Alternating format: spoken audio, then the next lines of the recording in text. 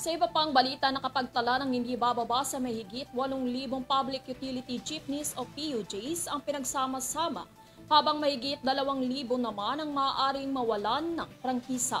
Narito ang report. Hindi bababa sa 8,524 na public utility jeepneys o 69.2% ang pinagsama-sama sa Western Visayas noong April 29 ayon sa datos ng Land Transportation Franchising and Regulatory Board Region 6.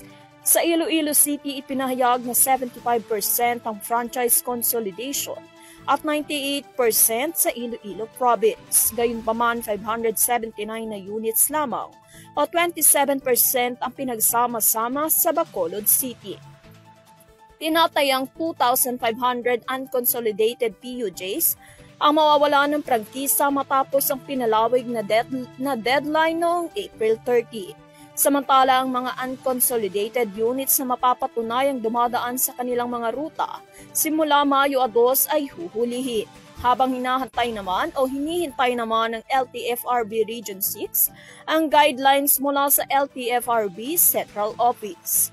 Nagkipagpulong naman ang Iloilo City Traffic Management Unit sa mga operator ng terminal ng transportasyon sa pagpapatupad ng plano ng lokal na ruta sa mga pampublikong sasakyan. Layunin nitong ipatupad ang kaayusan sa mga parking, waiting at drop-off area para na rin sa paglilinis ng mga entrance at exit point mula sa obstruction. Sinabi ni Uldarico Garbanzos, ICTMU Chief, na nakastandby naman na mga available na sasakyan sakaling magkaroon ng kakulangan sa mga pampublikong transportasyon.